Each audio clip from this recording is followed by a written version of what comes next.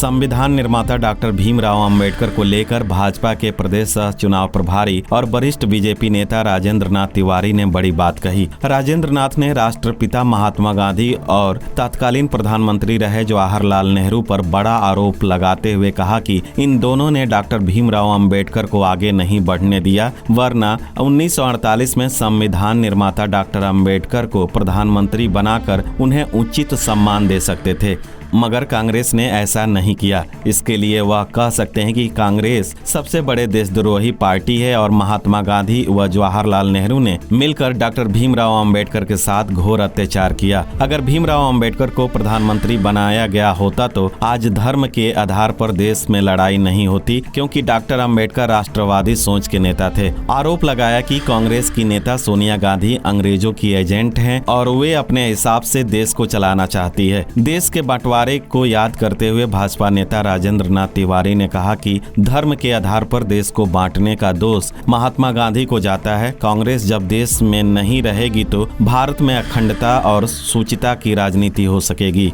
जिला सहकारी बैंक के अध्यक्ष और भाजपा उत्तर प्रदेश के सह चुनाव प्रभारी राजेंद्र नाथ तिवारी मीडिया से बात करते हुए बड़ी बातें कही। उन्होंने कहा कि यदि प्रथम प्रधानमंत्री डॉक्टर भीमराव अंबेडकर होते तो आज देश को सांप्रदायिक चुनौतियां न झेलनी पड़ती। एक महापुरुष जिसे कांग्रेस ने अनदेखा कर दिया, आज राहुल संविधान का गुटका लेकर सिर्फ दलितों का वोट हासिल करने के लिए दिखावा कर रहे हैं। डॉक्टर अंबेडकर प्रातः स्मरणीय हैं।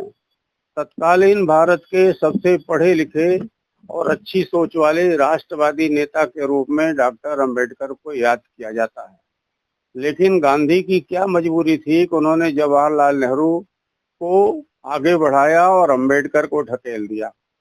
दो धर्मों के आधार पर देश का बंटवारा हुआ, हिंदू और मुसलमान के आधार पर। तो डॉक्टर अंबेडकर का ये कहना था कि जब धर्मों के आधार पर बंटवारा हो रहा तो अपने अपने धर्म के लोग अपने अपने देश में चले जाएं, मुसलमान उधर जाए और हिंदू यहाँ आ जाएं। गांधी जी ने कहा, अनशन कर दिया। उन्होंने कहा कि नहीं, हम मुसलमानों को यहाँ से पलायन नहीं होने देंगे।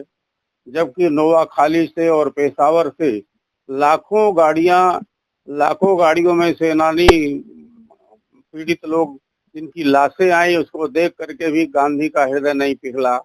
मैं ये कहता हूँ कि डॉक्टर अंबेडकर को सबसे बड़ी श्रद्धांजलि आज ये होती कि वो अंबेडकर को तो मान रहा लेकिन अंबेडकर की नहीं मानता। एक कांग्रेस पार्टी पूरी देशद्रोही पार्टी है। कांग्रेस ने कभी भी देश का, समाज का भला नहीं किया।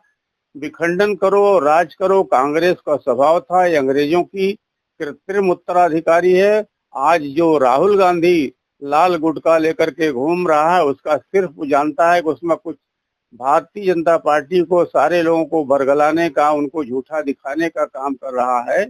और न जाने उसके पीछे कौन अबोध बालक के पीछे कि हर प्रकार के पिछड़ा उसके दिमाग में बैठा दिया है। और सबसे बड़ी बात है कि डॉक्टर अंबेडकर की उपयोगिता तब भी थी, आज भी है और आगे भी रहेगी। अंबेडकर राष्ट्रवादी थे। गांधी ने भी अंबेडकर के साथ अत्याचार किया और जवाहरलाल नेहरू ने तो भरपूर अत्याचार किया। अगर आज जब प्रधानमंत्री बनाने की बात आई 1948 में, अगर डॉक्टर BR अम्बेडकर को प्रधानमंत्री बना दिया गया होता तो आज धर्मों के आधार पर लड़ाई भारतवर्ष में नहीं होती और भारत एक हिंदू राष्ट्र के रूप में मान्य होता। महात्मा गांधी का रोल तो ठीक था, लेकिन महात्मा गांधी, हर व्यक्ति के अंदर कोई न कोई कमियां थी। उनकी व्यक्तिगत कमजोरी थी कि जवाहरलाल नेहरू से आगे गांधी कुछ सोच ही नहीं पाते थे।